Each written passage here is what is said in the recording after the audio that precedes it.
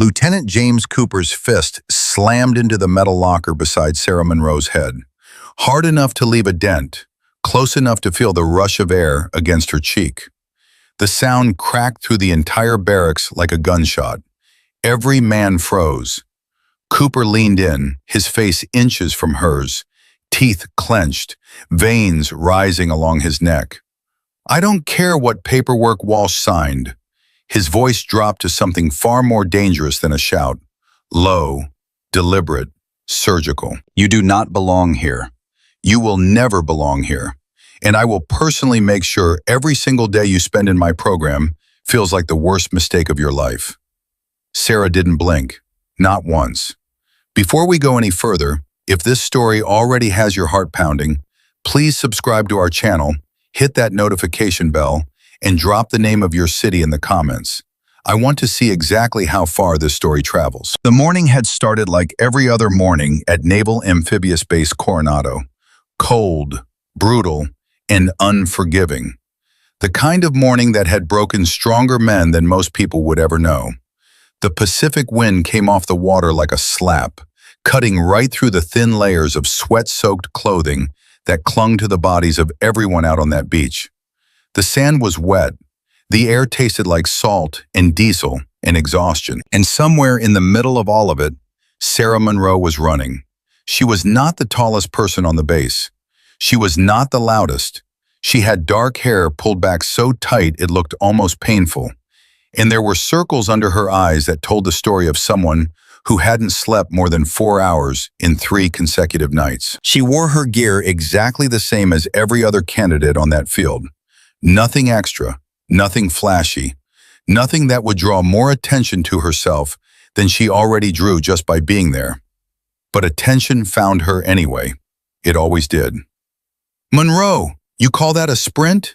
My grandmother moves faster than that, and she's been dead for 11 years. The voice belonged to Petty Officer First Class Danny Hope, one of Cooper's men, a stocky, barrel-chested veteran with a scar along his jawline and a mouth that never, ever stopped moving. He jogged alongside her with almost no effort at all, grinning like this was the most entertaining thing he'd seen all week. "You sure you didn't take a wrong turn, sweetheart? Yoga class is about 40 miles east of here." Sarah didn't answer. She kept her eyes straight ahead and pushed her legs harder. "Oh, she's ignoring me," Holt announced to the men around him, loud enough for the whole formation to hear. Several of them laughed. Not all of them, but enough. Classic. Dead weight always ignores the feedback. She still didn't answer, because she had learned a long time ago that answering was exactly what people like Holt wanted. They wanted the reaction. They wanted her to crack, to cry, to storm off and prove every assumption they'd already made about her before she'd even laced up her boots on day one. She had nothing to prove to Danny Holt. Not yet. The real problem, the one that kept her jaw set and her eyes burning, was Lieutenant James Cooper. Cooper ran the unit's advanced integration program, the 6-week gauntlet that blended specialized operators from different branches and backgrounds into functional combat teams. It was brutal by design. It was supposed to break people down before it built them back up.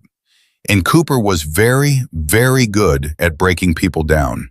He was a tall man, lean and angular, with a kind of posture that looked almost sculptural, like someone had carved him out of granite and taught him to breathe. He had served 3 combat deployments, led 2 of the most decorated rescue operations in recent SEAL history, and had never, not once in 15 years of service, passed a female candidate through his program without significant, documented resistance.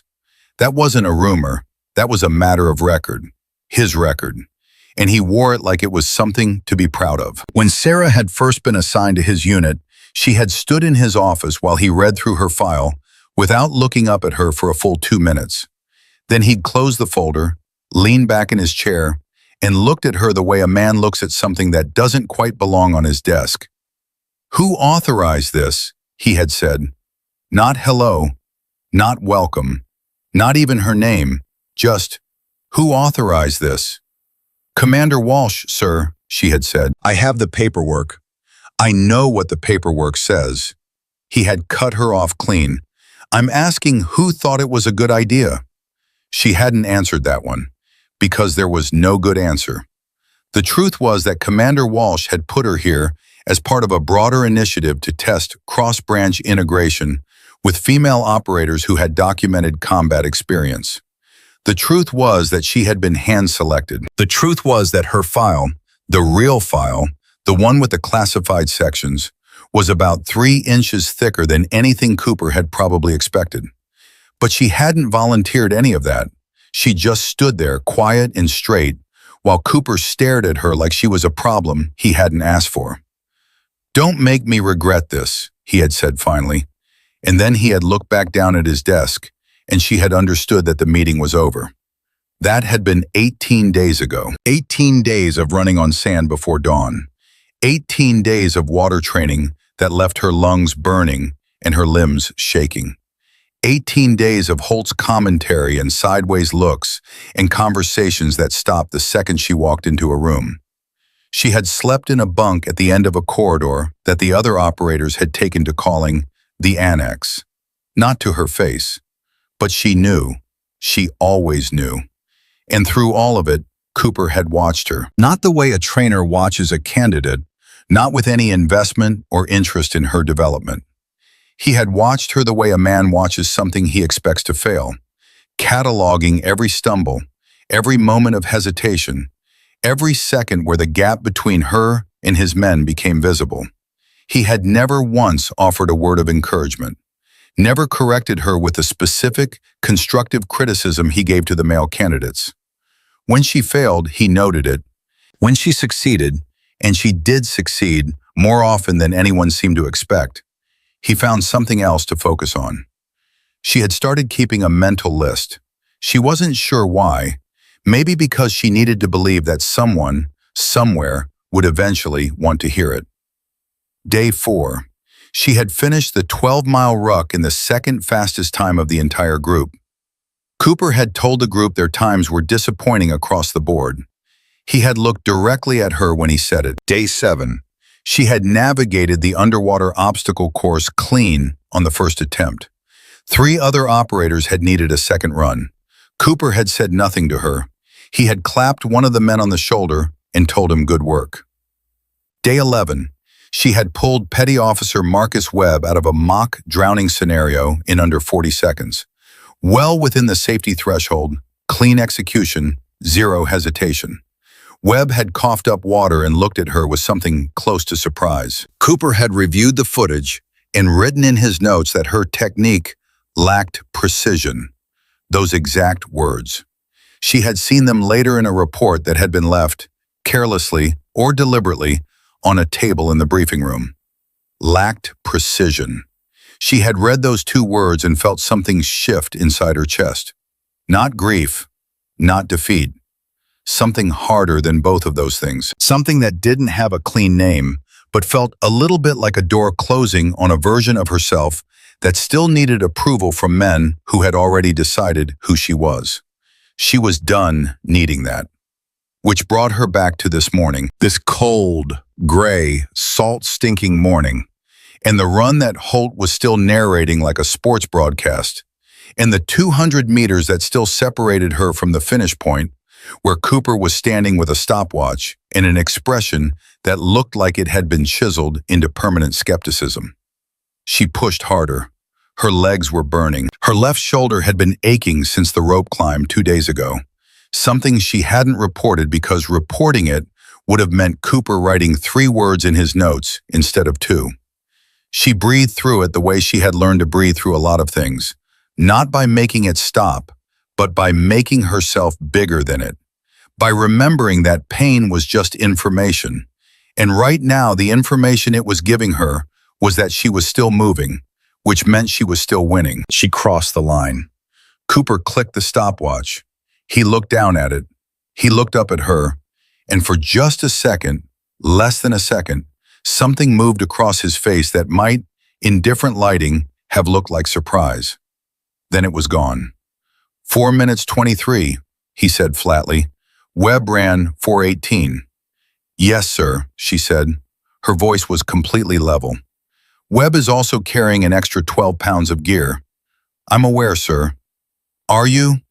It wasn't a question. He said it the way a man says something he already knows the answer to, and he doesn't think much of the answer. He clicked the stopwatch again and turned to address the full group without another word in her direction. She stood there for a moment, catching her breath, feeling the sweat cooling on the back of her neck. Around her, the other operators were getting water, talking in low voices, recovering from the run. Nobody looked at her, not directly, but she could feel the shape of the space they kept between themselves and her, that careful, deliberate margin, like she was something that might be contagious.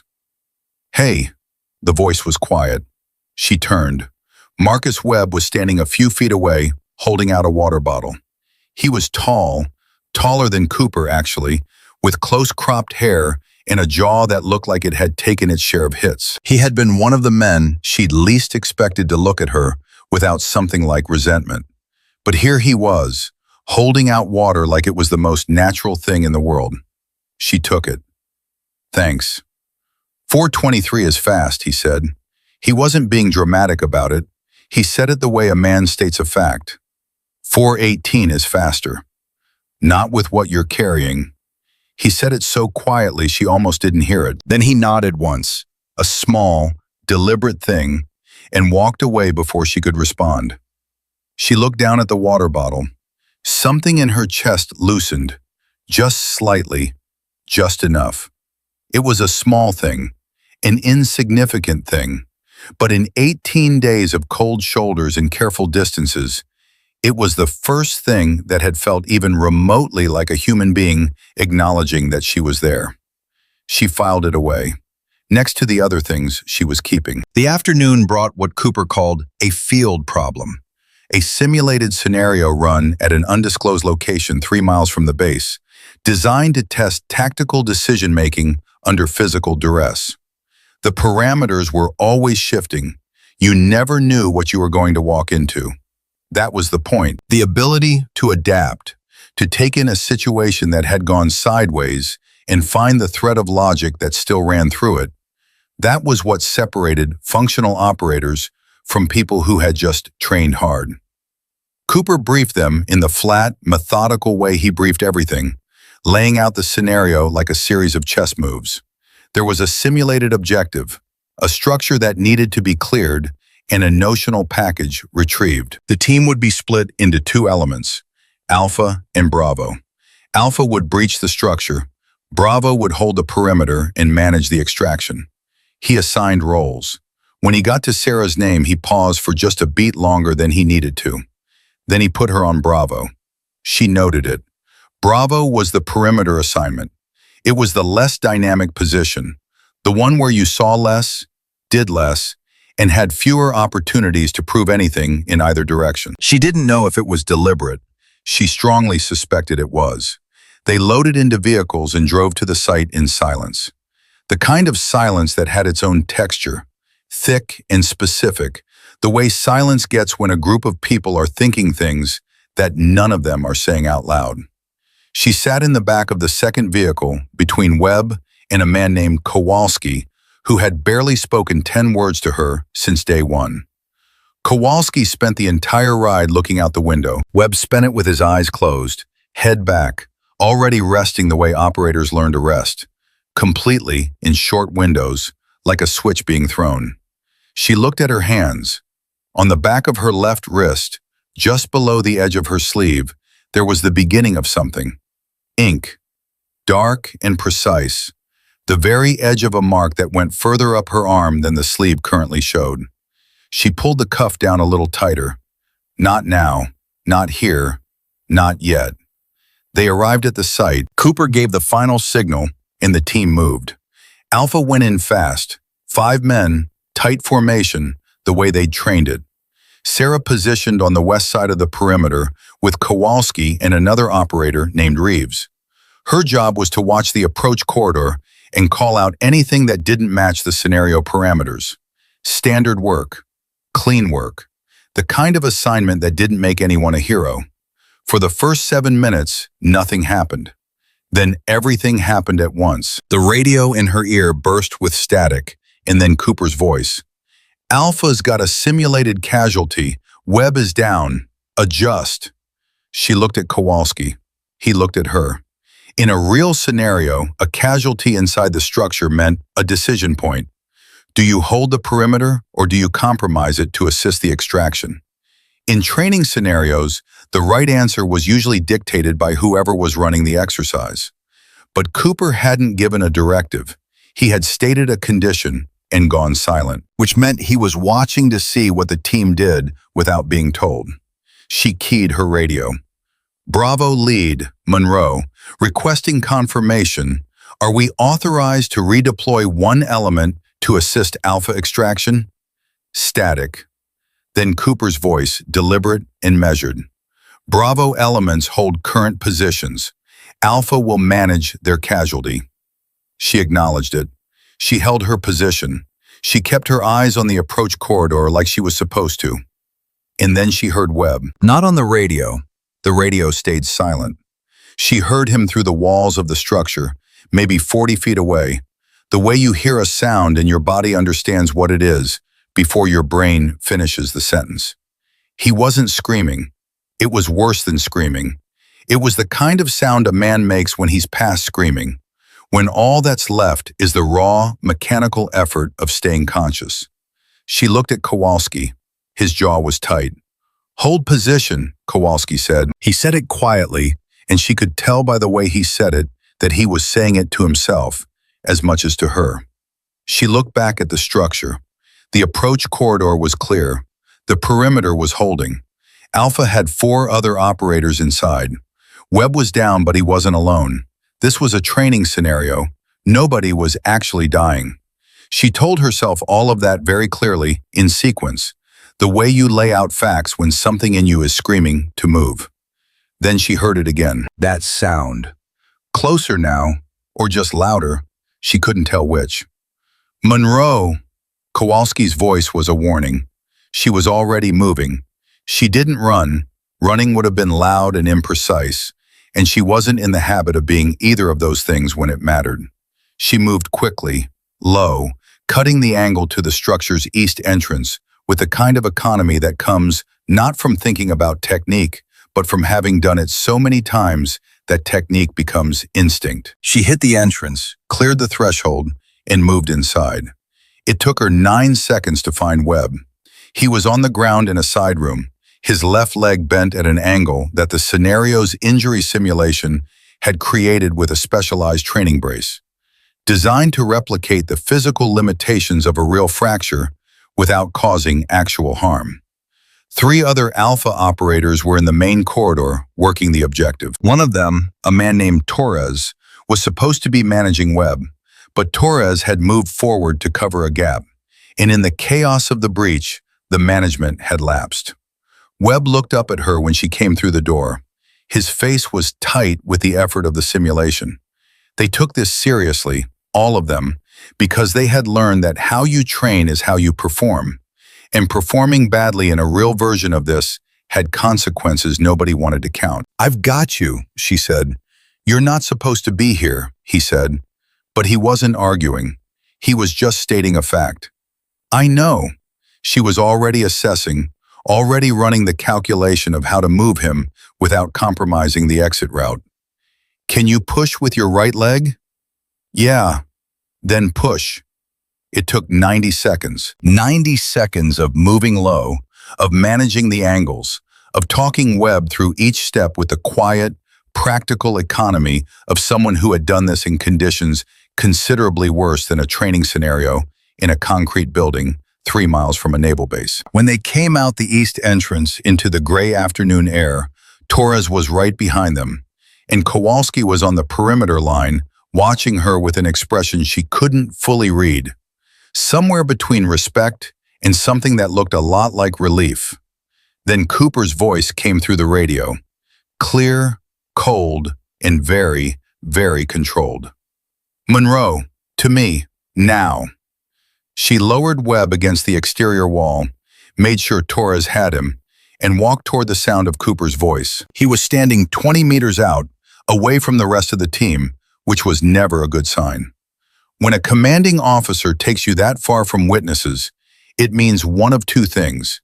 They don't want anyone to see what they're about to say, or they don't want anyone to hear you respond.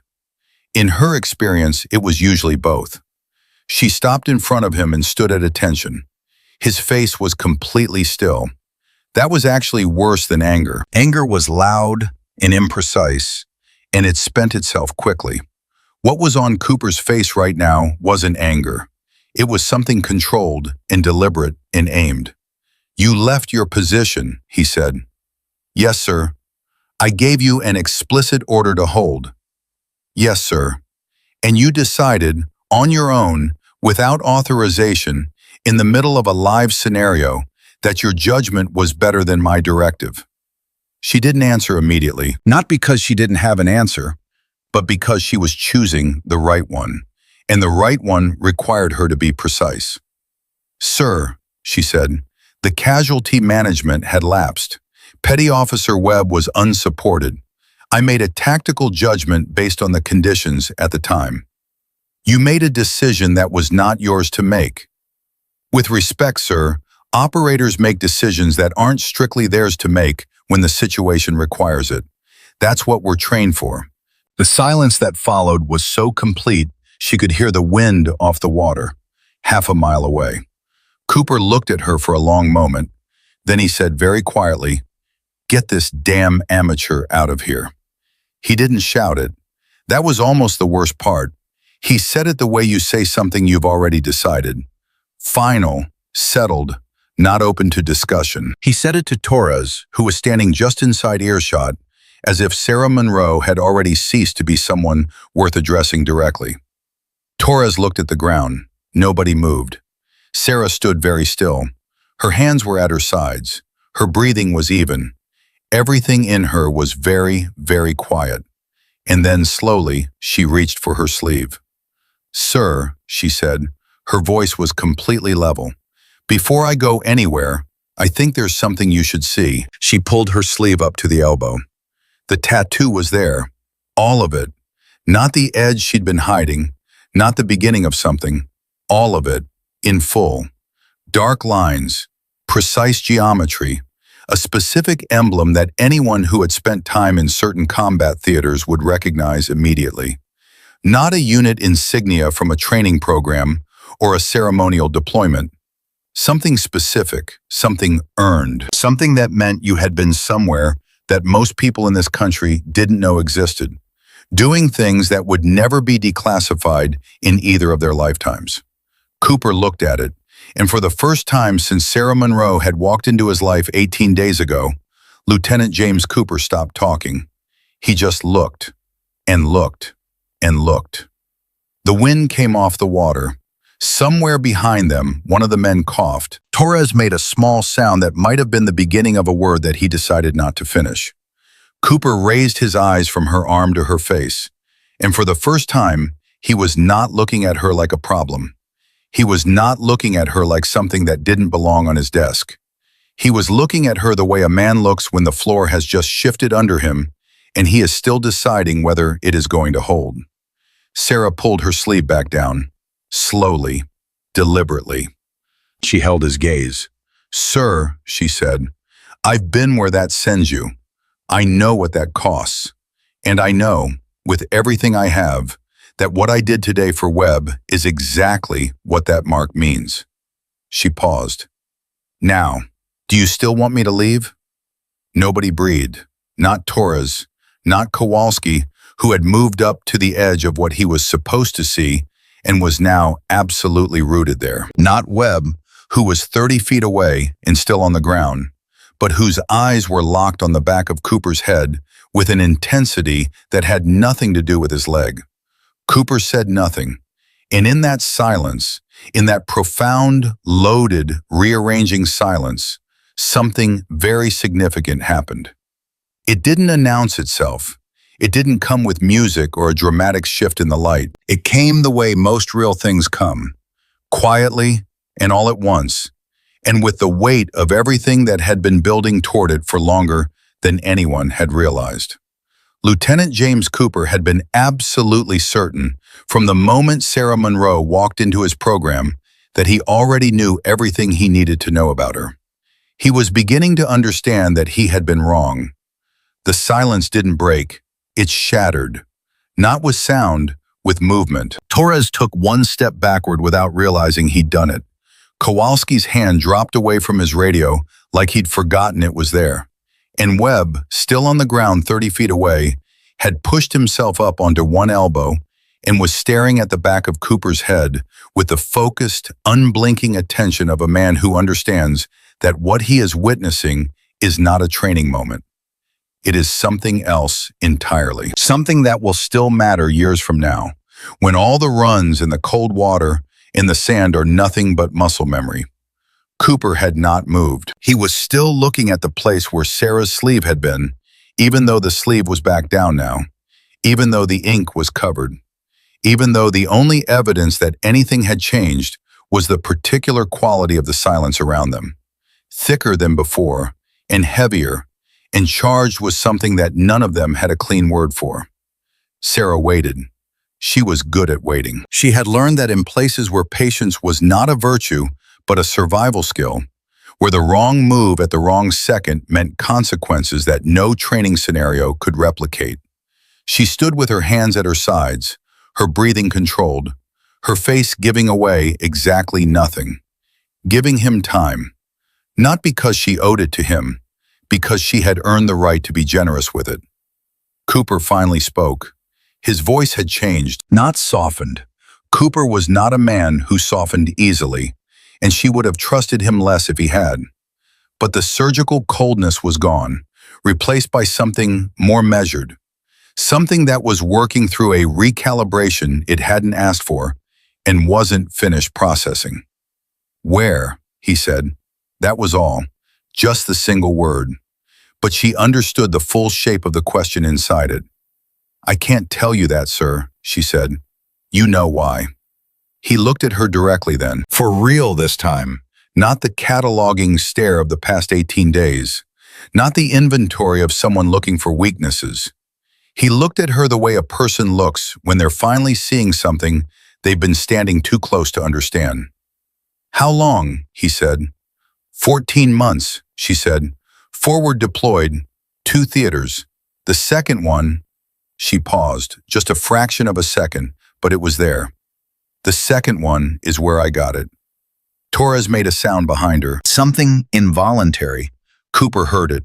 He turned his head just slightly toward Torres, and Torres immediately found something very interesting to look at on the ground.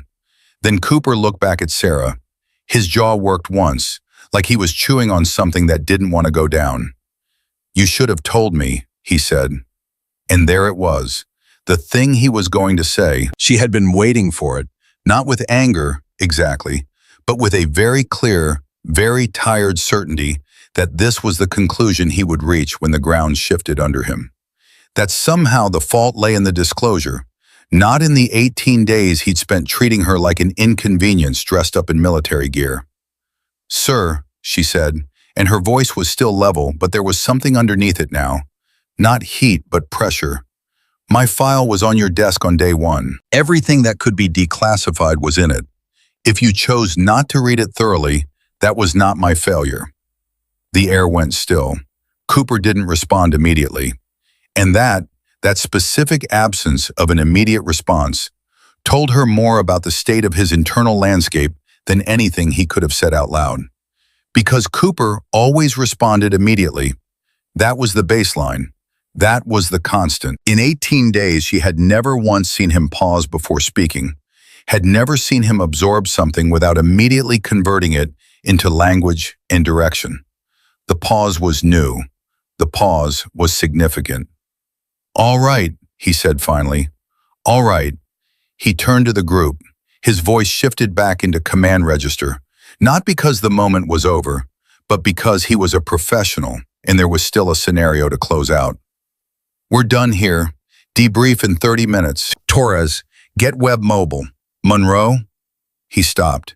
He said her name differently than he had 18 days ago. Or maybe he had always said it this way, and she was only now allowed to notice.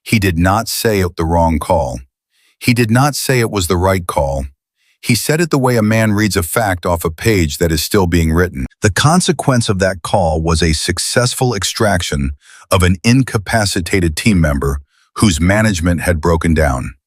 The cost of the call was a 3-minute gap in the West Perimeter corridor. He paused. Both of those things are true simultaneously. In a live environment, one of them could be catastrophic. In a live environment, both of them could save your life. Anyone want to take a run at that? Nobody spoke immediately. Then Kowalski said, "Depends on the threat axis, sir. Expand. If the primary threat is coming through the West Corridor, the extraction doesn't matter because you don't make it out anyway. If the primary threat is mobile and the casualty was going to become a second immovable obstacle, 2 bodies instead of 1, the extraction is the call that keeps the mission viable." Cooper looked at him. "Good. What else?"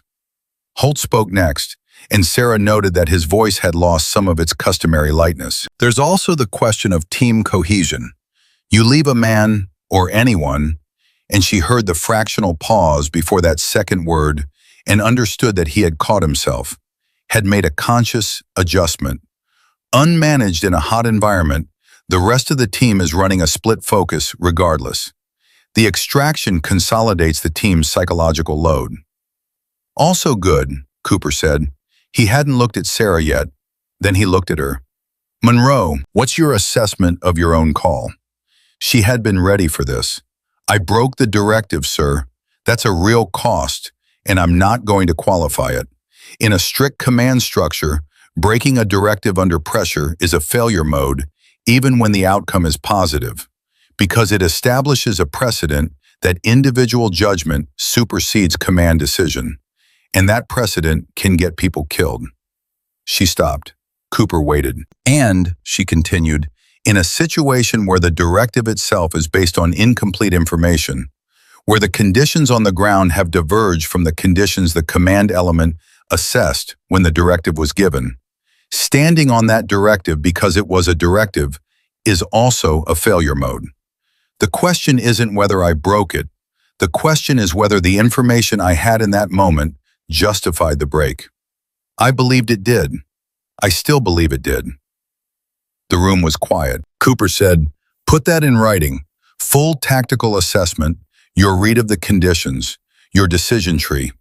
I want it on my desk by 2200. He paused. "That's not a punishment.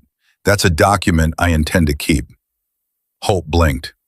Torres looked at the table. Kowalski made a very small movement that on another man's face might have been the beginning of a smile. Sarah said, "Yes, sir." Debrief ended 17 minutes later. People moved toward the door in the way people always move after a high-tension room finally releases. Quickly, with the particular relief of people who need air that isn't loaded. Sarah was the last one out. She reached the door and Cooper said without turning around, "Monroe." She stopped. "The locker," he said. "This morning." She turned around. He was still at the head of the table, hands flat on its surface, looking at the far wall. "That was out of line," he said. He said it the way a man says something he has rehearsed once and is saying for the first and last time, with no decoration and no expectation of response. "It won't happen again." She stood in the doorway for a moment. Then she said, "No, sir, it won't." She left. Outside, the evening was coming in off the water, turning the air a darker shade of cold. She walked toward the barracks with her hands in her pockets and her mind running the kind of quiet, efficient post-analysis that she'd been trained to run after every operation, every engagement, every moment that would require review. She was cataloging what had changed and what hadn't, what the new variables were, where the remaining friction points sat, and what they were likely to produce. She was so deep in that process that she almost walked past Webb, who was sitting on a bench outside the barracks with his leg extended and a look on his face that suggested he had been waiting for her specifically. "Sit down for a second," he said. She sat. For a moment, neither of them spoke. The water was out there somewhere in the dark, and she could hear it, The particular sound of the Pacific at night, which was different from the Pacific in the morning in ways she couldn't fully articulate, but her body had learned to distinguish. "I'm going to ask you something," Webb said, "and you don't have to answer it." "Okay." "The second theater." He said it carefully, like he was handling something with uncertain weight. "Was it?" He stopped, started again. "I know a guy who came back from somewhere that doesn't have a name on any briefing doc I've ever been cleared for. He had a look when he got back. Not a trauma look. I know what that looks like. Different. Like the world was slightly the wrong size. Like he'd been somewhere that recalibrated the scale." Sarah was quiet for a moment. "What happened to him?" "He's okay," Webb said. "Took about a year. He's okay now." She nodded. "You've got that look," Webb said. "Sometimes, not all the time, but sometimes when Cooper does his thing, when the group is laying it on, there's a second where you get it, that look. Like you're measuring the current situation against a different unit of measurement and finding it very small." She thought about that, about whether he was right, and whether it mattered that he was, and whether the fact that someone had noticed meant something she should be cautious about or grateful for. "I'm fine," she said. "I know," he said. "That's not what I'm saying. I'm saying," he paused. "I'm saying I see it, that's all. I see it." She looked at him. In the dim light, with his leg out and his big hands loose in his lap, Marcus Webb looked less like a SEAL and more like a man who had decided, at some point, that honesty was worth the discomfort it cost.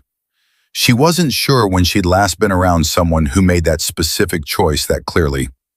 "Thank you," she said, "for today, the water bottle."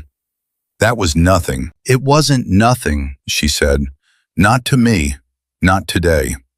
He didn't argue with that. He just nodded. Then he said, "Cooper's going to come around.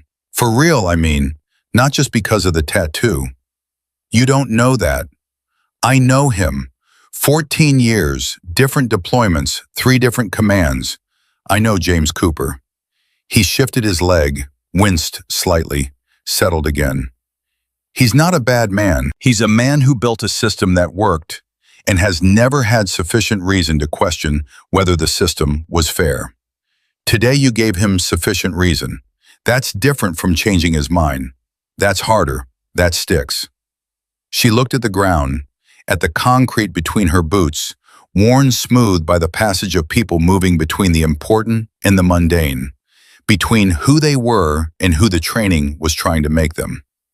"I didn't come here to change James Cooper," she said. "I know," Webb said. "That's probably why it's working." She almost laughed. It was the closest thing to a laugh she'd felt in 18 days, and it surprised her. Came up from somewhere she hadn't known was still operational. Brief and genuine, and gone almost before it arrived. But it was real, and real was enough. She went inside. She wrote the tactical assessment. She wrote it carefully and completely, exactly as Cooper had asked, with no embellishment and no defensiveness and no hedging. Just the conditions, the decision tree, and the outcomes, laid out with the kind of clinical precision that she had spent years learning to apply to moments that had every reason to be anything but clinical. She finished at 21:47, printed it, and put it under Cooper's door. Then she lay down on her bunk in the annex at the end of the corridor and stared at the ceiling in the dark. She thought about the tattoo, about the night she'd gotten it, not in some shop with clean floors and a menu on the wall, but in a forward position in a place she couldn't name, by a man whose hands had shaken slightly, not from nerves, but from the particular exhaustion of someone who had not slept properly in 9 days.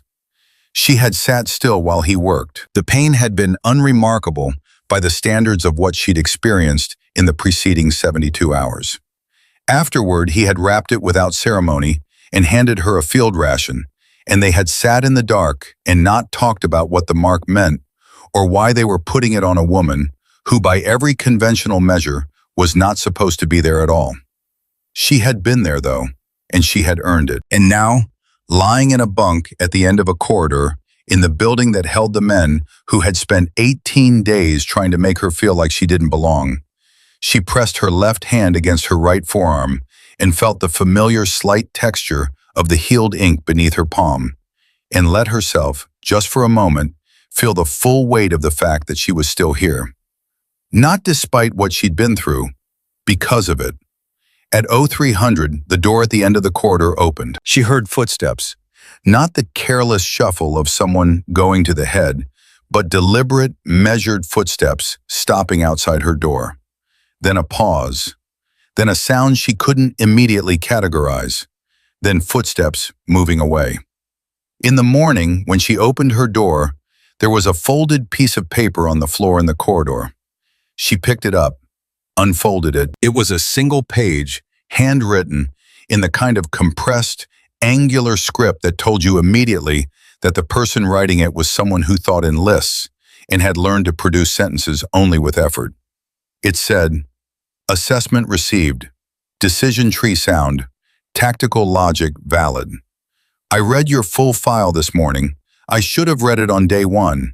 That is my failure, not yours. Tomorrow's formation, you're on Alpha. C." She read it twice. Then she folded it and put it in the inside pocket of her jacket, against her chest, and went to wash her face. In the mirror above the sink, she looked at herself for a moment, at the circles under her eyes, at the jaw that had held itself set for so long the tension had become invisible, at the woman looking back at her who had been to places that didn't have names and done things that would never have a public record, and who was standing in a bathroom in a building full of men who had spent most of 3 weeks trying to make her leave. She looked at herself for a long moment. Then she splashed cold water on her face and turned off the light. Outside, the base was beginning its first movements toward morning. Somewhere across the compound, someone was already running. The Pacific was still there, cold and vast and indifferent, the way it was every morning. The wind came off it and found her when she stepped outside, and for a moment she just stood in it, eyes closed, letting it hit her face the way she let a lot of things hit her, straight on, without flinching. Then she opened her eyes, and she started to run. She didn't know yet what the day was going to cost her. She didn't know that Cooper had spent an hour after 0300 sitting in his office with her file open on his desk, reading sections he had not read before, and that what he had read had fundamentally altered not just his assessment of Sarah Monroe, but something older and more entrenched. A belief he had held for so long it had stopped feeling like a belief and started feeling like a fact. She didn't know that Holt had seen the light under Cooper's door at that hour and had stood in the corridor for a moment before turning away, already reconfiguring something inside himself that he would not have admitted was in need of reconfiguration. She didn't know any of that. She just ran. Through the dark and the wind and the salt-thick air, with the Pacific on her left and the base on her right, and 17 more days of this program in front of her. She ran the way she always ran, not away from anything, not toward anything that could be named. Just forward, just exactly as hard as the morning required. And behind her, the lights in Cooper's office were still on. She was on Alpha. Those 3 words had sat in her chest all morning like something she hadn't fully decided what to do with yet. Not quite pride, not quite relief, but something that lived in the same neighborhood as both of them and hadn't unpacked its bags. Alpha position meant breach. Alpha meant she was no longer watching a corridor while other people made decisions. Alpha meant Cooper had taken everything the previous day had cost both of them and converted it into something actionable, which was, she was beginning to understand, the only language James Cooper truly spoke. Formation at 0530 was cold and dark, and nobody talked. That was normal. What was not normal was the way the silence arranged itself differently around her than it had 24 hours ago. It was the same silence, technically. Same men, same cold, same Pacific wind doing its relentless thing at their backs. But the shape of it had changed. There were no smirks this morning. Holt had his eyes forward and his face professionally empty in the way that men get professionally empty when they are actively working not to show that something has shifted. Torres was on her left, and he stood at regulation distance, not the extra 6 inches he'd been unconsciously adding for 18 days. Kowalski was directly behind her, and she could hear him breathing, steady and even, and there was nothing in that sound that suggested she was a problem he was managing. Webb was on medical hold for 48 hours. His leg wasn't serious, but it was protocol. And protocol in this environment was religion. He had found her at 05:15, walking to formation, and fallen into step beside her long enough to say 2 things.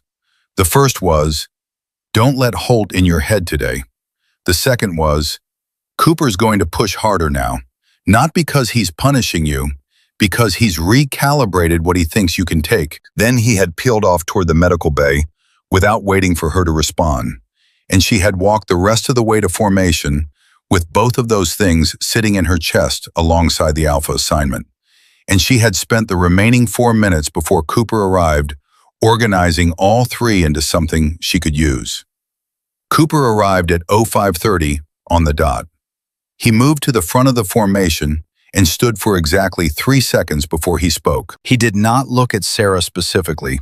He did not look away from her specifically.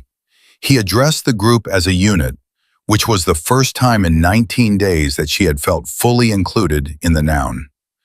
"Today's exercise is a Tier 1 scenario simulation," he said. "Full kit, live fire adjacent protocols.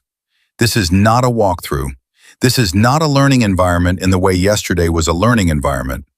Yesterday was about decision-making under duress. Today is about execution under pressure with 0 margin for ambiguity." He paused. "Everybody clear on the difference?"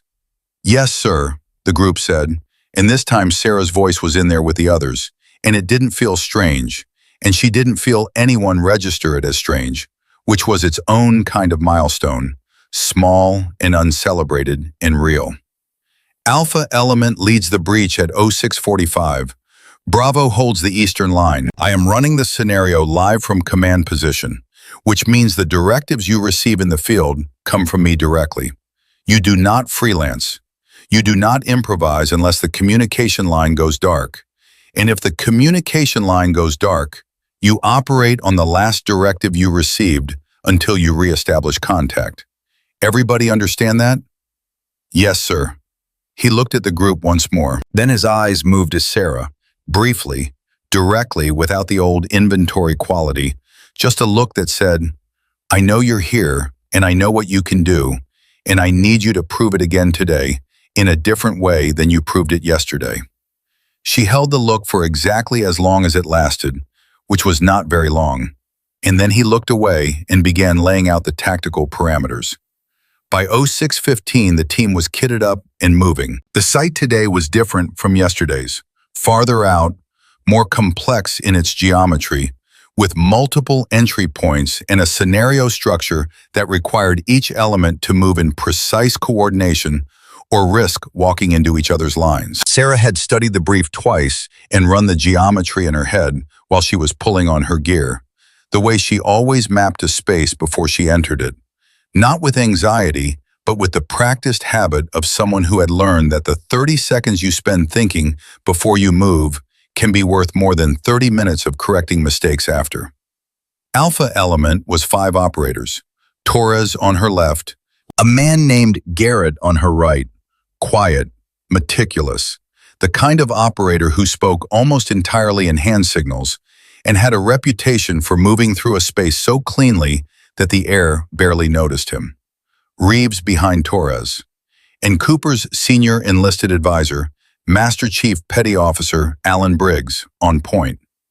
Briggs was a different kind of problem than Cooper. Where Cooper was all controlled intensity and surgical coldness, Briggs was old growth. 23 years of service laid into him like rings in a tree, dense and patient, and so thoroughly without the need to perform toughness that he had arrived at a place beyond it. He had not been actively hostile to Sarah. He had also not been warm. He had been watchful in the specific way that very experienced people are watchful, gathering data without commentary, waiting for the situation to tell him what it was going to tell him before he formed a conclusion. He had not spoken to her directly until this morning, when she had come around a corner and nearly walked into him in the gear room, and he had looked at her and said, flatly and without preamble, "Stay inside Garrett's line on the breach. He pulls left instinctively, and if you're outside him, you'll be out of the stack." That was it. No explanation, no context. Practical information delivered as though it had always been available to her, and she should have had it already. She had said, "Thank you, Master Chief," and he had nodded once with the economy of a man who considered acknowledgement of competent communication to be a courtesy rather than a requirement. And he had gone back to his kit. She had stayed inside Garrett's line. 06:45, the breach. Briggs on point, the stack behind him tight and clean. The entry was fast, faster than yesterday, faster than anything she'd run in the preceding 19 days. The kind of speed that makes everything go narrow and bright and immediate, where thought becomes action without the usual gap between them. She moved through the threshold and the world reorganized itself into geometry, angles and distances and the specific weight of the air in a space that had people in it versus a space that didn't. The first contact came at 06:49. Role players, trained personnel in opposing force kit who were there to make the scenario real enough to mean something. The first one came around a corner fast, and Garrett dropped into a shoot/no-shoot assessment in under a second. Called it clean, moved through. Sarah was right behind him. The second came from a doorway on her right, and she had already clocked the door on her mental map, had already noted the slight shadow gap at the bottom that said occupied, and when it moved, she was already addressing it, already in the decision window, already calling it the way she'd been trained to call it, by the fractions of information that accumulated in the moment before the moment mattered. "Clear," she said. Briggs heard it. He didn't turn around, but she saw his head move, just slightly, the almost imperceptible acknowledgement of a man in motion who has registered data without interrupting his own momentum. It was nothing. It was everything. At 06:53, 4 minutes and change into the breach, the radio went dark. Not static, not interference. Dark, completely without warning, the clean absence of signal that meant either equipment failure or deliberate jamming as a scenario parameter. She checked her unit. Torres checked his. Garrett held up 2 fingers, confirmed on his end as well. The communication line was down. Briggs didn't break stride. He signaled the last directive. Continue to objective. They continued. But at 06:56, the scenario changed in a way the brief had not anticipated, or rather, in a way the brief had not disclosed, which was different, and which Sarah recognized immediately as intentional. Cooper had built in a variable.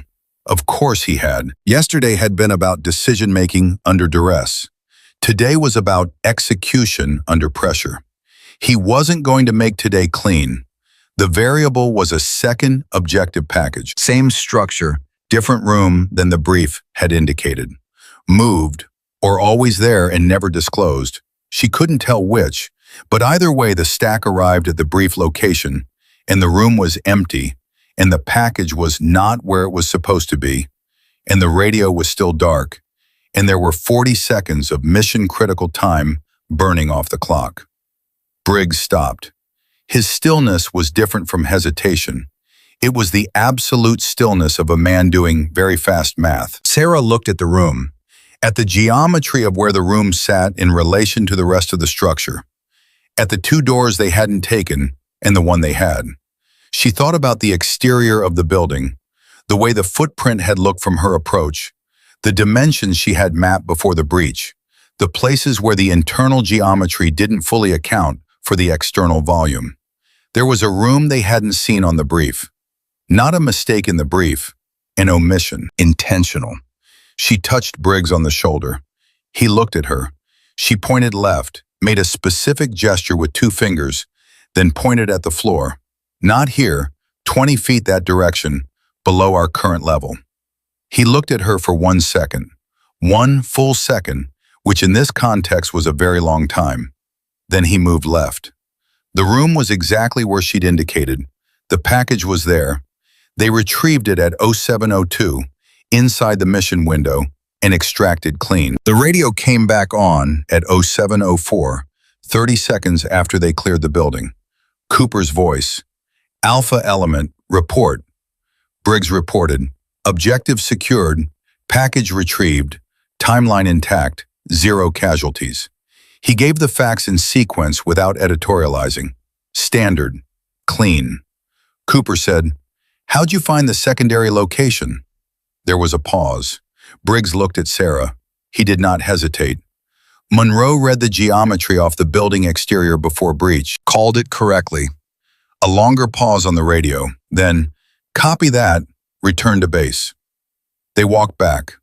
The morning had gotten colder, not warmer, which was the Pacific's particular personality, and the kit was heavy, but nobody felt it the way you feel weight when things have gone badly.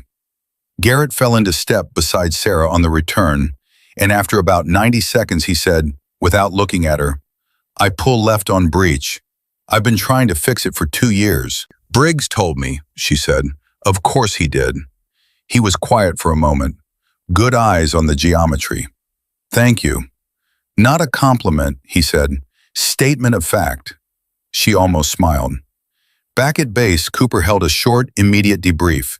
10 minutes standing, no chairs, the kind of debrief that was about capture while the information was fresh, rather than comprehensive analysis. He went through the scenario points quickly, and when he got to the secondary location, he stopped and looked at the group and said, "Who can tell me what the lesson is in a secondary location that isn't in the brief?"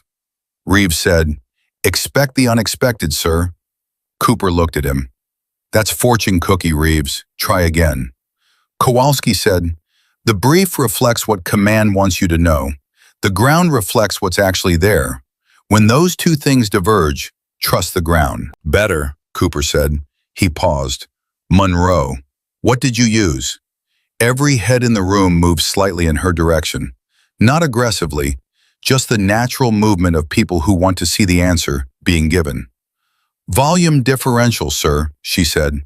"The exterior footprint had about 300 square feet unaccounted for in the brief. I looked for where that space would sit relative to the objective room, and the only place it fit was adjacent and below." Cooper looked at her for a moment. Then he said, "That's what you're all supposed to be doing every time you approach a structure. Every time. Not just when the brief is wrong. The brief is always at least slightly wrong. That's not a design failure. That's the nature of information. Get used to the gap between the map and the ground." He paused. "Good work today, all of you. Dismissed." People moved.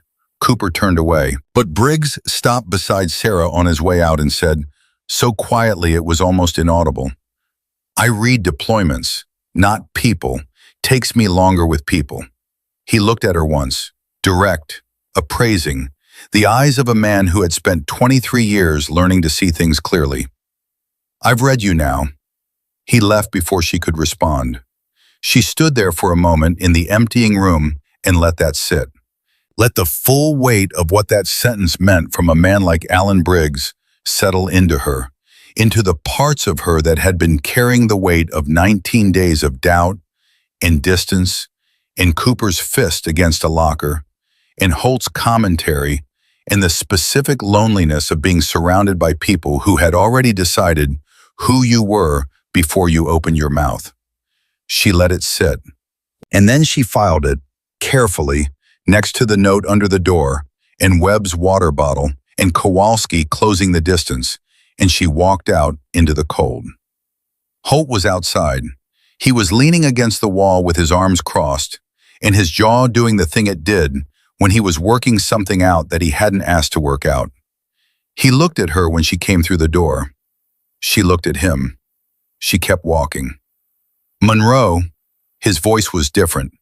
Not the broadcast voice from day one. Not the voice that had narrated her run for the benefit of an audience. Smaller, more personal. She stopped, turned. He looked at her for a moment. His jaw worked. Then he said, I was wrong about you.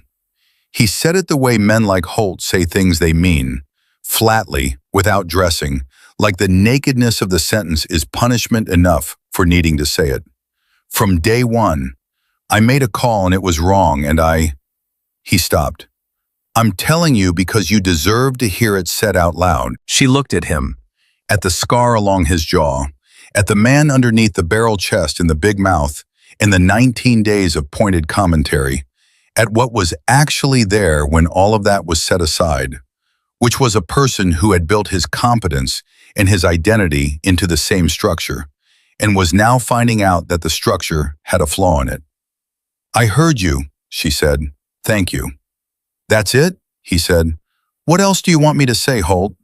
He blinked. Then, unexpectedly, something in his face shifted towards something that was not quite a smile, but was adjacent to one. Fair enough, he said. She walked away. She found Webb in the medical bay at 1400, his leg wrapped, a book open in his lap that she was fairly certain he hadn't been reading. He looked up when she came in and read her face with the accuracy that she was starting to understand was a core feature of Marcus Webb rather than an occasional one. Good day, he said. Different day, she said. From the look on your face, I'd say Briggs talked to you. She sat down. He said he'd read me. Webb nodded slowly. You understand what that means from him. I'm starting to. Alan Briggs, Webb said, has been running ops since before most of the guys in this program had their driver's licenses. He has been in 4 different combat theaters, 2 black programs that I know about, and probably several I don't. And in 23 years, I have never once heard him tell a person he'd read them, unless he meant it as a declaration. He paused. That's not a compliment. That's an adoption. He just put you inside his circle. He looked at her steadily. Do you understand what that costs him in this environment? Given Cooper's program, given the way things were yesterday morning, Briggs did not have to do that. He chose to. She was quiet for a moment. The medical bay was still around them, its specific, antiseptic quiet. Why are you telling me this? She said. Because, Webb said, I want you to understand that what's happening isn't about the tattoo anymore. The tattoo opened the door. But what's happening now? Briggs, Kowalski, Holt coming to find you just now, which, yes, I heard about. News travels fast. That's not about the tattoo. That's about who you actually are.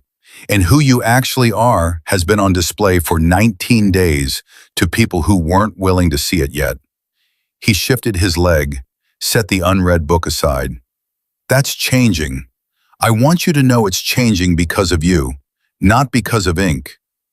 She looked at him for a long moment, at this man she hadn't known 3 weeks ago, who had handed her a water bottle on day 19 and was now saying things that she would need to sit with for longer than this moment allowed. Cooper, she said, what do you think he's going to do next? Webb thought about it. He's going to test you again, he said, but not the same way. He's done testing whether you can perform. He's going to test something harder. He paused. He's going to test whether you can lead. She let that land. Outside, the Pacific was still doing its relentless thing. The wind was picking up toward evening, the kind of wind that got into everything, into your collar, into the gaps in your kit, into the spaces between what you knew and what you were about to find out. She thought about what Webb had said, about leading, about the difference between proving you belong and being trusted with the weight of other people's lives in the particular way that leadership demanded. She had led before, in places that didn't have names, under conditions that had no business operating in the same universe as the word manageable. She knew what it felt like to be the person that other people looked to when the map and the ground diverged, and the radio was dark, and the only reliable instrument was the judgment of the person in front of the stack. She knew what it cost. She knew what it weighed. And she knew, with the same certainty that had put her through that east entrance yesterday, while Cooper's directive was still live in her earpiece, that she was not done paying it. At 1700, a runner came to the medical bay door.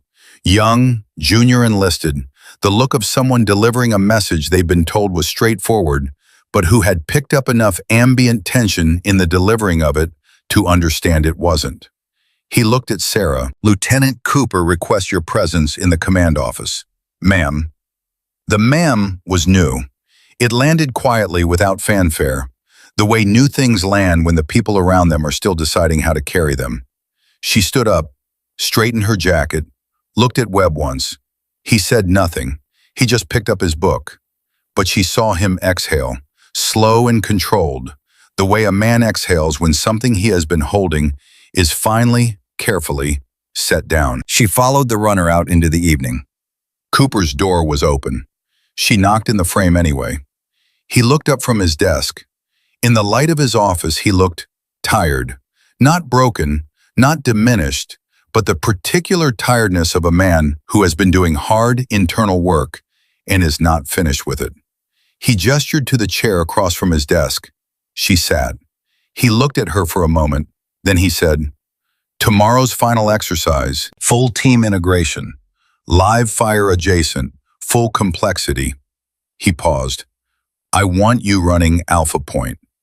The room was very still. She held his gaze. "Sir." "I don't say things twice, Monroe." "No, sir." She paused. "I'll run it." He nodded, looked back down at his desk. She understood the meeting was over, and she stood to go. She was at the door when he said, with his eyes still on the desk, the words arriving in the particular tone of a man delivering something he has been carrying for longer than today. "Your file, the sections I hadn't read." He stopped, started again. "The citation, in the second theater." He finally looked up. "I've seen that citation on 3 men in 23 years. All 3 of them were people I would follow anywhere."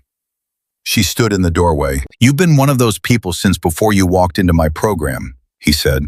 "I just didn't know it yet." She didn't answer. There was nothing to say that the silence didn't already contain. She held his look for one moment, direct and clear, and without the weight of 19 days pressing down on it. And then she walked out. The evening air hit her, and she walked into it without stopping. And the Pacific was out there somewhere, making its permanent noise. And tomorrow was coming the way tomorrow always came, regardless, and fast, and full of everything she hadn't faced yet.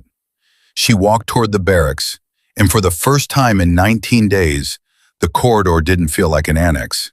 It felt like exactly where she was supposed to be. She didn't sleep. Not the way sleep was supposed to work.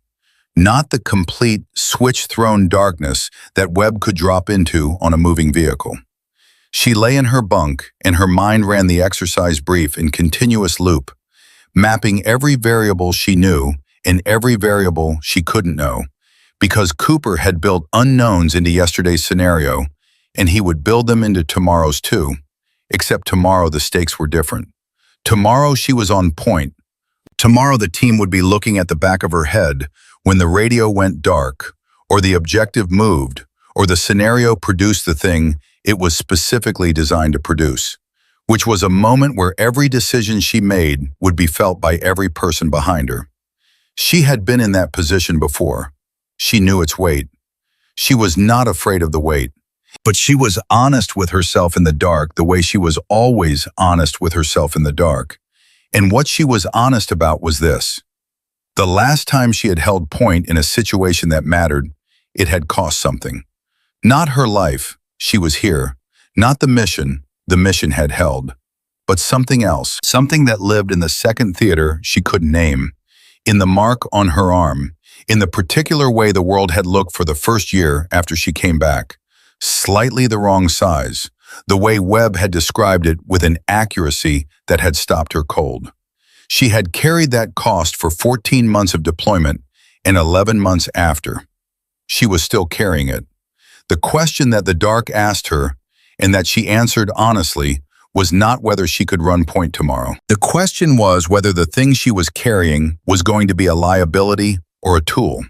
Whether the weight of what she'd lost in that second theater was going to slow her down, or whether it had been, in some way she hadn't finished understanding yet, precisely the thing that had made her able to read a building's geometry from its exterior and find a package that the brief had hidden and move through an entry stack with Briggs and Garrett and come out the other side intact. She decided sometime around 0200 that the answer was tool. And then she closed her eyes and made herself rest, which was not the same as sleep, but was close enough. 0500. She was up before the alarm, which was not unusual. What was unusual was what she found when she opened her bunkroom door. Holt was in the corridor. He was standing against the opposite wall with 2 cups of coffee, and he held one out to her with the particular expression of a man who has rehearsed a simple gesture for longer than the gesture warranted. She took the coffee. She looked at him. "Couldn't sleep either," he said. "No." He leaned back against the wall and drank his coffee, and for a moment they just stood there in the corridor, in the pre-dawn quiet, and it was, in its own strange way, the most normal thing that had happened in 20 days.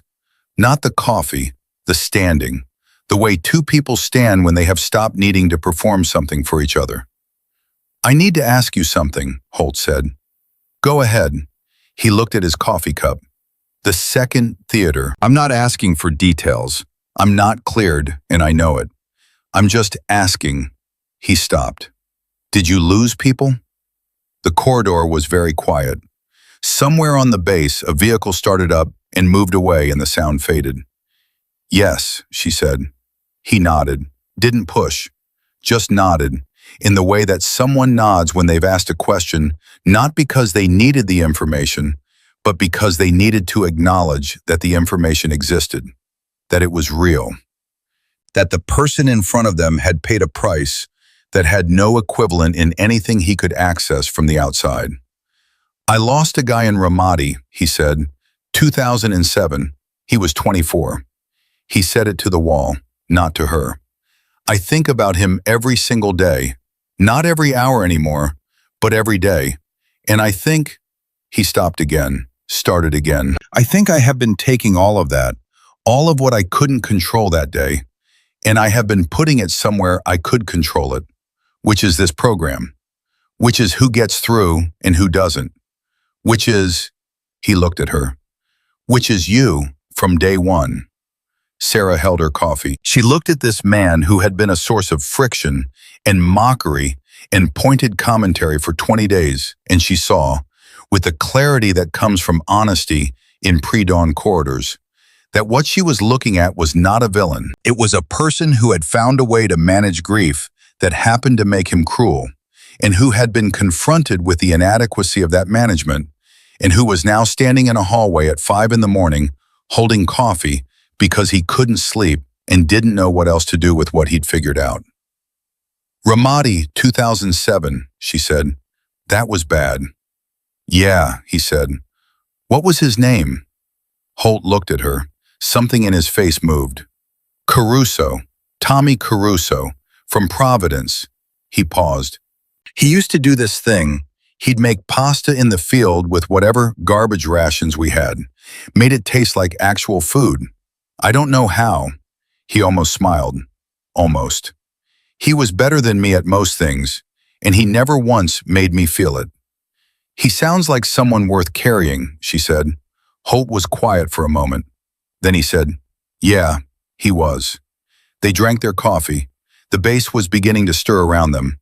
The day was coming whether either of them was ready for it. At 0550, the full team assembled for final exercise brief. Cooper was already at the front of the room when they filed in, which was unusual. He typically arrived at the exact moment of the stated time, not before. His being there early said something, though she wasn't sure yet what it said. He had a set of maps spread on the table, and he was looking at them with his hands flat on the surface and his weight forward. The posture of a man who has been in this room since before anyone else arrived. Briggs was to his left. Briggs looked at Sarah when she came in. Just once, just briefly, with those appraising eyes that had been gathering data on her since day one, and had apparently finished their work yesterday. He nodded. She nodded back. She took her position at the front of the alpha element. On her left, Garrett. On her right, Torres. Behind her, Reeves and a man named Duffy, who had been largely silent throughout the program, but who moved through exercises with a quiet precision that she had been watching and cataloging the same way she cataloged everything. Kowalski was on Bravo, leading that element for the first time, which was its own kind of signal. Cooper began. Final exercise, full integration assessment. The scenario is a multi-phase operation with 3 sequential objectives. Each phase has its own decision parameters. Phase transitions will occur on my signal, but the signal will not always be clear. You may need to operate on partial communication and make the transition call yourselves. He paused and looked around the room. There is no standard test here. There is no answer key. I am not looking for textbook execution. I am looking at how this team functions as a unit under compounding pressure. I am looking at how decisions get made when the person making them is tired and cold and working on incomplete information, which is the only kind of information that exists in the real version of this. He looked at Sarah, direct and brief. Alpha Point leads all 3 phases. Bravo supports and covers transition points. Any questions? Holt said, Sir, what are the phase parameters? Classified until phase entry. A beat. Then Holt nodded. Yes, sir. Cooper looked at the group once more. Wheels up at 0700. Get your kit. They moved. In the gear room, Duffy came to stand beside Sarah while she was checking her equipment. He was methodical about his own kit. Every fastener checked twice. Every piece of gear in its specific position with the consistency of someone who had decided a long time ago that the 2 minutes of precision in the gear room was worth it against whatever the next several hours produced. He didn't say anything for about 90 seconds. Then he said without stopping his gear check, First time a woman's run Alpha Point in this program. I know, she said. I've been through 2 of Cooper's integration cycles, he said. Previous one, there was a female candidate, made it to day 12. She was good. Not because she wasn't good enough. He paused. Cooper had her on Bravo from day 1, and she stayed on Bravo until the program ended, and she passed, and she left, and nothing changed. He glanced at her. You're day 20, and you're on Alpha Point. That's different. Why are you telling me this? He considered for a moment. Because I want you to know that what's on your arm isn't the whole reason. He went back to his gear check. The rest of us saw day 4. We saw day 7. We saw day 11. We saw yesterday. The tattoo opened Cooper's eyes, didn't open ours. Ours were already open. She stopped what she was doing, looked at him. He didn't look back. Just finished checking his last fastener, picked up his kit, and walked toward the door. At the door, he said, over his shoulder, Stay loose on phase 2. Something about the way Cooper looked at that map tells me phase 2 is where it gets complicated. Then he was gone. She stood in the gear room for 3 seconds, just 3. Then she picked up her kit and followed. 0700. The vehicles moved out in the gray morning, and the team rode in the specific silence of people who have been through enough together that silence requires no explanation. Different from the silence of day 1, that silence had been exclusionary, had had its own topology of who was inside it and who wasn't. This silence included everyone. She felt it include her, and it was a small thing in the same category as all the other small things, and she let it be what it was without making more of it. The site was 40 minutes out.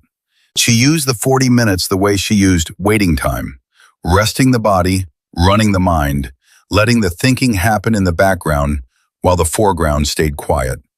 Beside her, Garrett had his eyes closed.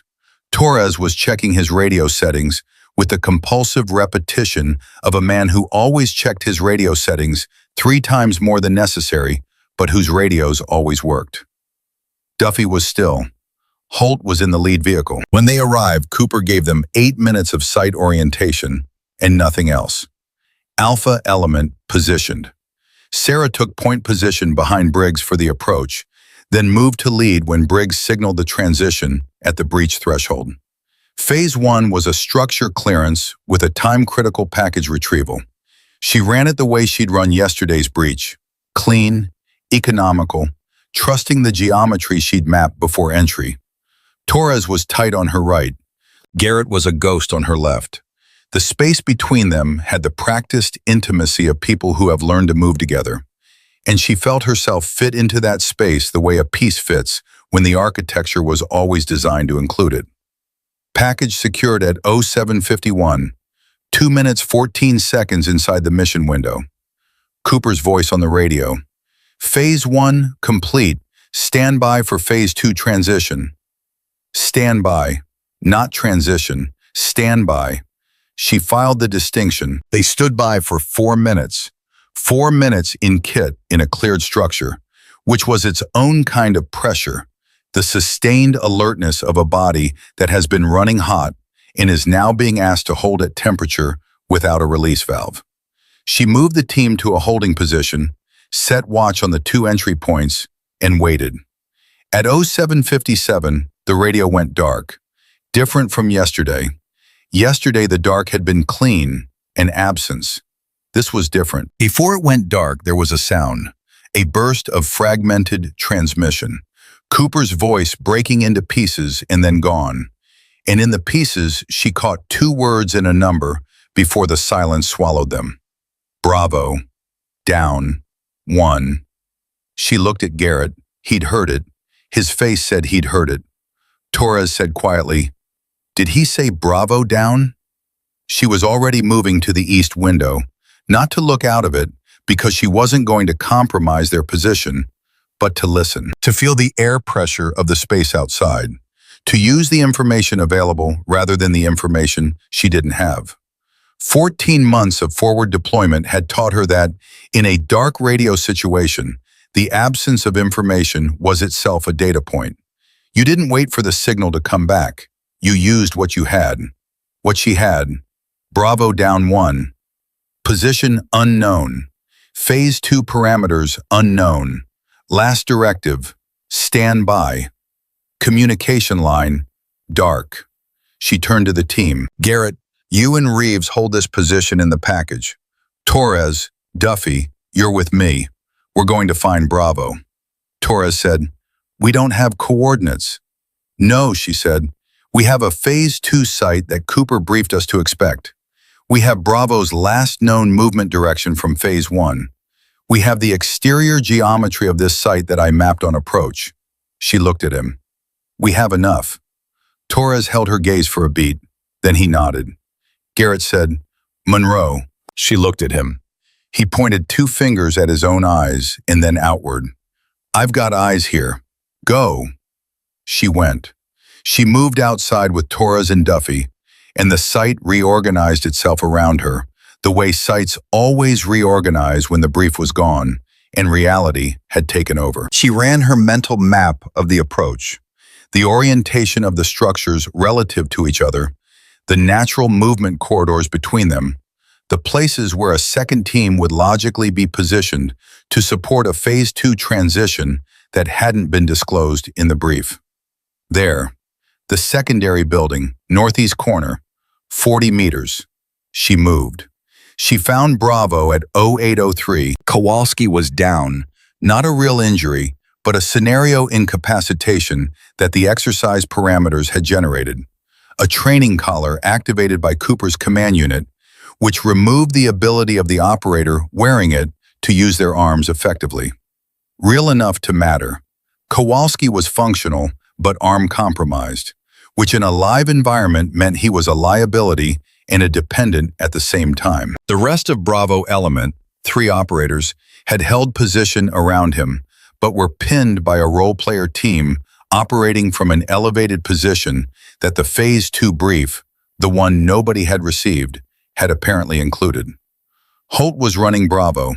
He saw Sarah come around the corner, and his face went through 3 expressions in under 2 seconds. Surprise, relief, and then the specific, controlled focus of a man who has been waiting for reinforcement and is now recalibrating for it. Role players elevated, northeast corner, he said immediately. 2 of them.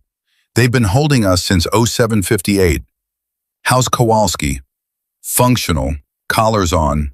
He's compromised. Can he move? Yes. Then we move him.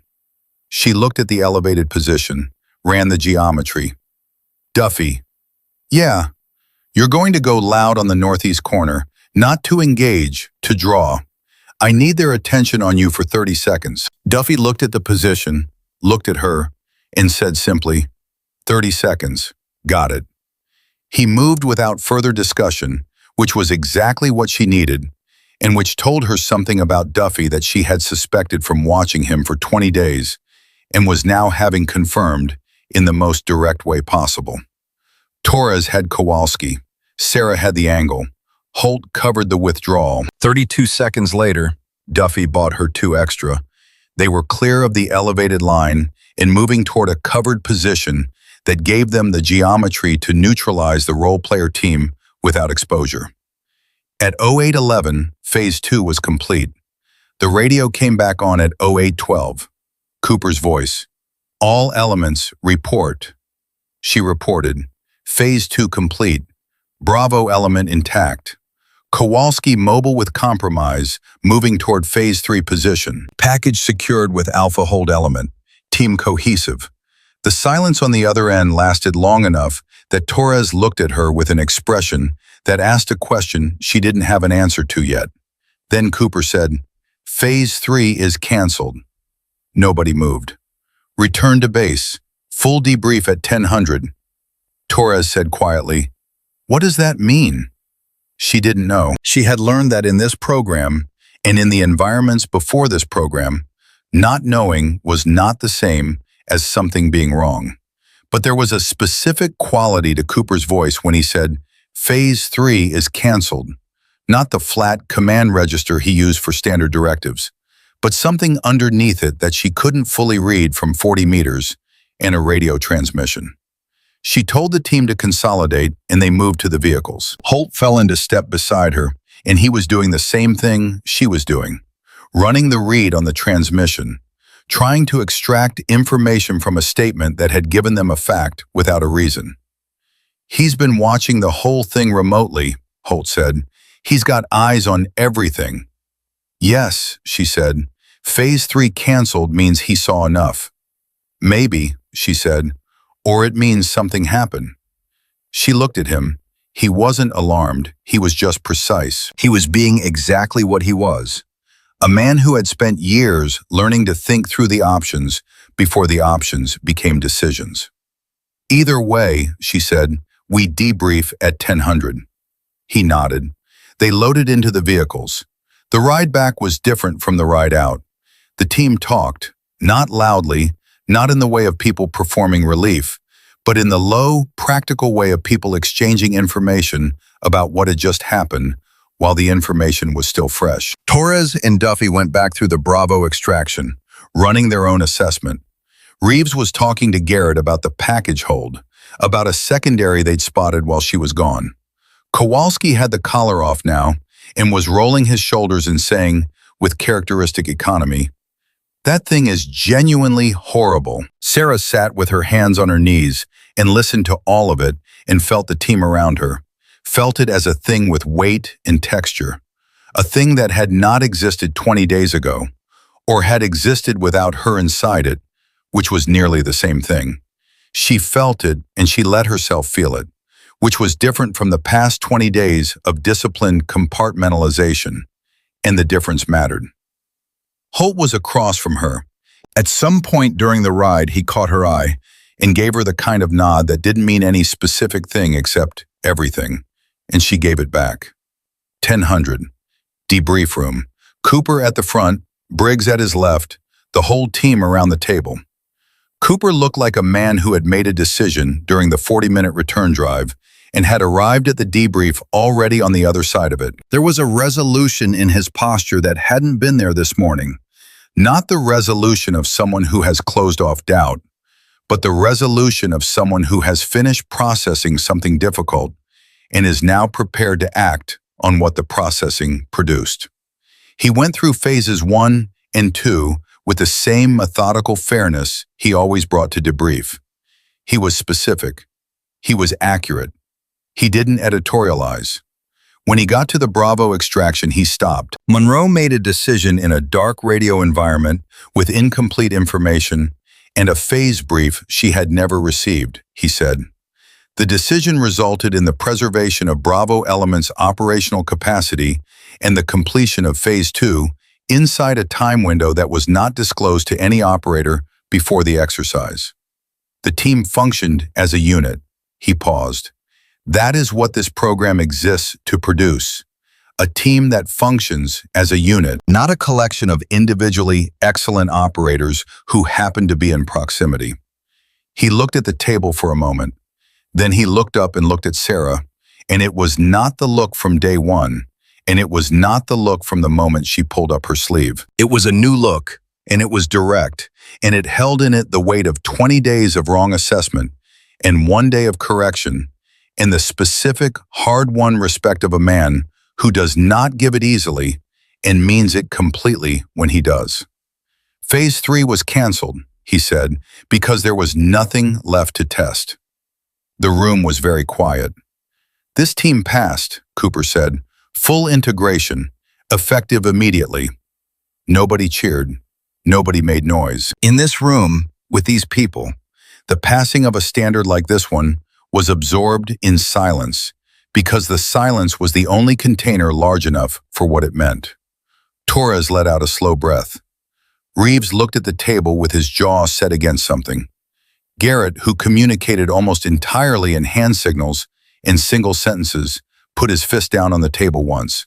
A quiet, percussive declaration. Kowalski looked at Sarah and gave her the same small, deliberate nod that had been building in meaning since the first time she saw it. Holt looked at her. His eyes were bright, and he was not going to do anything about that, and he didn't try to. He just let it be visible, which was the bravest thing she had seen him do in 20 days. Cooper said, "Dismissed." Then, "Monroe, stay." The room emptied. Briggs was last out. At the door he paused and looked back, and the look he gave Cooper was a look of 23 years of partnership. Complete, knowing, and containing within it something that looked very much like, "It's about time."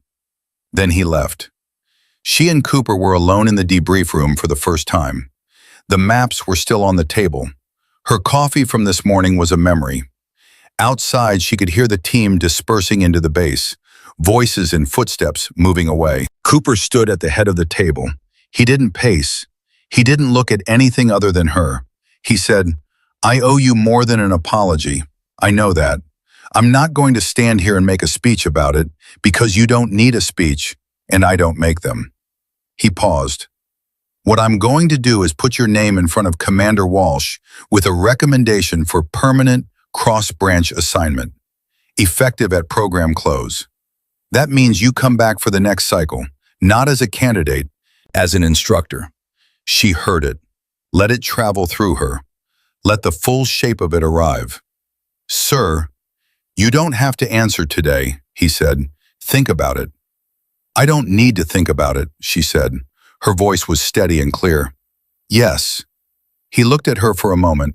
Then something happened on his face that she had not seen in 20 days, and that she would not have predicted on day one was possible. It was small, and it was real, and it was the face of a man who has found out that he was capable of being more fair than he had been, and who is relieved by the discovery.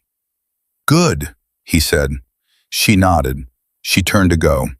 She was at the door when he said, one more time, the thing she had not expected him to say, and that she would carry for a very long time. "Monroe, I'm sorry." She stopped. Her hand was on the doorframe. The corridor was ahead of her, and the base, and the Pacific beyond that, cold and vast and permanent. She turned her head just enough. "I know, sir," she said. "I know." She walked into the corridor. The team was out there somewhere. Webb was in the medical bay, and she was going to go tell him. And the telling was going to be its own kind of thing. Holt was going to find her later, and he was going to say something that wasn't quite eloquent, but would be completely true. Briggs was somewhere on this base doing whatever Briggs did after operations, and at some point he would pass her in a corridor and say something short and permanent, and she would file it carefully next to everything else. All of that was ahead of her. All of it was real. She walked toward it. Webb already knew. She could tell the moment she walked through the medical bay door. He had that look on his face, the one she'd learned to read in 20 days, the settled quality of a man who had been expecting news and had spent the waiting time preparing to receive it correctly. He was sitting up straighter than his leg required, the unread book gone, his hands loose in his lap. He looked at her and she looked at him, and she didn't say anything for a moment, because the moment didn't need words yet. Then he said, "Instructor." She stopped walking. "How did you—" "Briggs came by 20 minutes ago," he said. He didn't say it outright. He said, and I am quoting this exactly, "Monroe's going to be a problem for the next class of candidates." And then he left. Webb looked at her steadily. From Briggs, that's a ticker tape parade. She sat down in the chair beside his bunk, and for a moment the two of them just existed in the particular quiet of people who have been through something together. Not the same something, not from the same angle, but adjacent, connected, the way two people end up connected when one of them pulls the other out of a simulated drowning on day 11, and the other hands over a water bottle, and neither of them makes a production of any of it. "How do you feel?" he said. She thought about the honest answer, not the operational answer, not the professional answer, the real one, the one that lived underneath the layers she had been maintaining for 20 days, and if she was truthful, for considerably longer than that. "Like I can breathe again," she said. "For the first time in—" She stopped. "A long time." He nodded. He didn't push for more, and he didn't offer less. That was Webb's specific gift. He held space without filling it, which was rarer than almost any tactical skill she had ever encountered. "The second theater," she said, and then she stopped, because she hadn't planned to say that, hadn't known it was coming until it was already out, sitting between them in the medical bay air. She looked at her hands. "I haven't talked about it to anyone since the debrief when I got back. They had a protocol, a mandatory psychological evaluation, which I passed because I knew how to pass it, and then it was done and nobody asked again, and I didn't volunteer." She paused. "I've been carrying it the way you carry something when you don't have anywhere to put it, just on your person, all the time, everywhere you go." Webb was very still. "3 people," she said. "My team, we were forward of the forward position. I can't tell you why or where, you know that. And the extraction window closed 4 hours early, and we held for 36 hours in conditions that I—" She stopped again, breathed. 2 of them made it out. 1 didn't. And the one who didn't was 22 years old and from a small town in Georgia, and he had told me the night before that when he got home, he was going to ask the girl he'd been writing letters to for 8 months to marry him. The medical bay was completely silent. "He had a name," she said. "Specialist Aaron Tate, 22, from Macon." She said his name the way she had been not saying it for 11 months, with the full weight of what it cost to say it out loud, to let it exist as sound rather than as the internal pressure she had been managing since the debrief, where she had given his name to a report that would be classified for decades. "And his name is on my arm, underneath the unit mark, in the ink that the man with the shaking hands put there. Aaron Tate's initials, in the smallest letters, at the base of the emblem." She looked up. "Nobody here knows that except you." Webb's jaw was set. His eyes were steady and bright, and he let them be bright without doing anything to manage it. He said, "Thank you for telling me." "I don't know why I did," she said. "I do," he said, "because you're done carrying it alone. Because this place, this team, finally became a place where it was safe to put some of it down." He paused. "That's not weakness. That's what happens when you find your people." She looked at him, at this man who had been a stranger 20 days ago and was now, without ceremony or announcement, one of the people she trusted most in the world. She didn't say anything. She didn't need to. He understood. She stood up after a moment, straightened her jacket, and said, "Get your leg working, Webb. I'm going to need a solid alpha element when I'm running the next class." He grinned. It was the first time she'd seen him grin. A full, real, unguarded grin that changed his whole face into something younger and warmer. "Yes, ma'am," he said. She walked out into the afternoon. The base had its own rhythm in the hours after a major exercise. A particular quality of motion, people moving between decompression and the next necessary thing. The machinery of a military installation continuing its rotation, regardless of what had just happened emotionally inside it. She walked through it and felt it differently than she had felt it 20 days ago, when she had walked through it feeling the weight of spaces that didn't include her. The spaces included her now. It was the same base. It was completely different. Kowalski found her at 14:30 near the equipment room. He was walking without any of the careful neutrality he had used as default setting for the first 2 weeks. And when he fell into step beside her, he did it naturally, the way people walk with someone they have simply decided to walk with.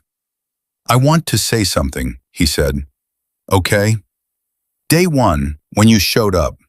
He looked straight ahead, walking. "I had already made up my mind. Before you opened your mouth, before you ran a single meter, I looked at you and he exhaled. "I had decided, and I want you to know that I know that. And I know what it cost you, and I know that knowing it now doesn't undo what it cost." He paused. "But I'm telling you anyway because I think you deserve to hear people say the true thing out loud, even when the true thing is that they were wrong." She walked beside him. The wind came off the water and hit them both, and neither of them adjusted for it. "What changed it?" she said. Not challenging, genuinely asking. She wanted to know, not for herself, not to measure the progress of her own vindication, but because the answer mattered. Because understanding what actually shifts a person's calculus was real intelligence, the kind that stayed useful. Kowalski thought about it. "Day 11, he said, when you pulled Webb out of the water training, not because of the technique, although the technique was clean, because of your face." He paused. "You didn't look like someone proving something. You looked like someone doing a job. And that's what it looks like when it's real. When someone actually belongs somewhere. They're not performing for the room. They're just doing the work." He glanced at her. "I've been doing this long enough to know the difference. I saw it on day 11, and I filed it, and I kept filing it, and then the building happened, and Cooper's office happened, and by the time Briggs talked to you in the gear room this morning, I had already known for 2 weeks." She thought about that, about day 11, about pulling Webb out of the water with the specific focus of someone for whom this was not a test, but a task, a real thing with real consequences in the real version of this scenario. She hadn't been aware in that moment of being watched for anything other than technique. She had just been doing what needed to be done, which was apparently exactly the point. "Thank you," she said. "That matters." "Yeah," he said. "I know."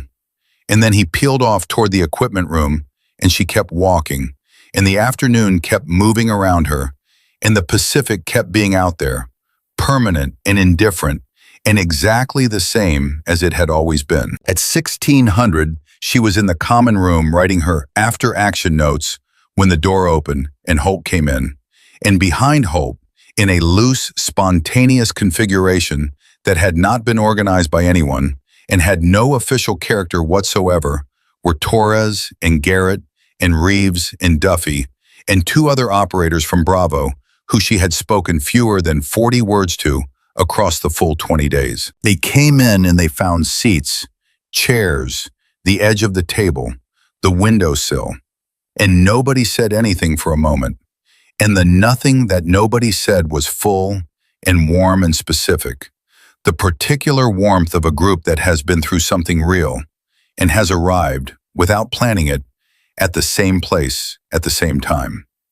Torres said, "Somebody should get food." Reeves said, "I have MREs." "I said food," Torres said. Garrett said, There's a place off base, 20 minutes, he said it to the room. Then he looked at Sarah. Monroe, you eat pasta? She looked at this group of men arranged around a common room who had spent 20 days keeping a careful distance and were now occupying the same space as though the distance had been a temporary condition they'd all been waiting to outgrow. She thought about Holt and Tommy Caruso and the pasta from field rations that had tasted like actual food. She thought about Aaron Tate and the letters and the girl in Macon who would never get an answer to the last one. She thought about what it meant to be inside a room instead of outside it, and what that cost and what it was worth. I eat pasta, she said. The table made a sound that was almost, though nobody acknowledged it, a cheer. They went. All of them in two vehicles, off base and into the particular casualness of a group of military operators eating at a civilian restaurant where the owner clearly knew what they were because he seated them in the back without being asked, and brought bread without being asked, and refilled water glasses with the quiet competence of someone who understood that the people at this table needed to not be looked at directly for a few hours. Sarah sat between Webb, who had been cleared for off-base by the medical team at 15:30, arriving at the common room on slightly uneven footing, with his jacket over his arm, and the look of a man who had been waiting to be included, and Holt, who had spent the vehicle ride telling a story about a previous exercise gone wrong that involved a goat, a GPS malfunction, and Master Chief Briggs expressing an emotion that Holt described as the closest I have ever seen that man come to actual laughter, which is still pretty far. The food was good. The conversation was loud, in the way it gets loud when people have been managing their volume for weeks and are releasing the pressure. Torres turned out to have strong opinions about cooking. Reeves turned out to be funny.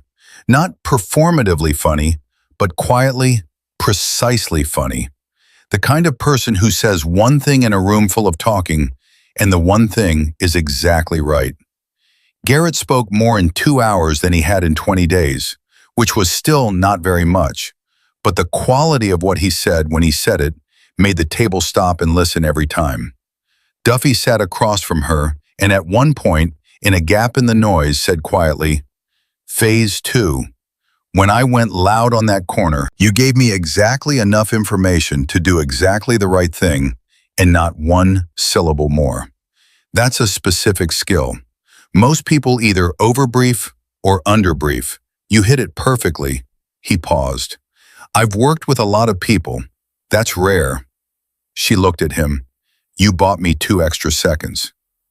"I know," he said. "You were going to need them. I could tell." She looked at this man she had watched from a distance for 20 days and had filed under quietly excellent, and she understood that the filing had been correct. "Next cycle," she said, "I'm going to ask Cooper to put you on permanent alpha." Something moved through Duffy's face, quiet and genuine. "I'd run it," he said, simply, without decoration. "With you, I'd run it." They stayed for 3 hours. Nobody looked at their watches. The owner brought dessert that nobody had ordered, and Torres attempted to pay for it, and the owner waved him off with an expression that made the gesture feel like something larger than the cost of a dessert. When they finally moved toward the door, the evening was in, and the base was 20 minutes away, and the vehicles were cold, and all of them were warmer than they had been when they arrived. In the vehicle on the way back, Webb was beside her again, and he said quietly, under the noise of the group, "Aaron Tate would have liked this." She turned to look at him. He was looking forward, at the road, his jaw set and his profile lit by the passing streetlights. "Yeah," she said. Her voice was steady and real and contained everything. He would have.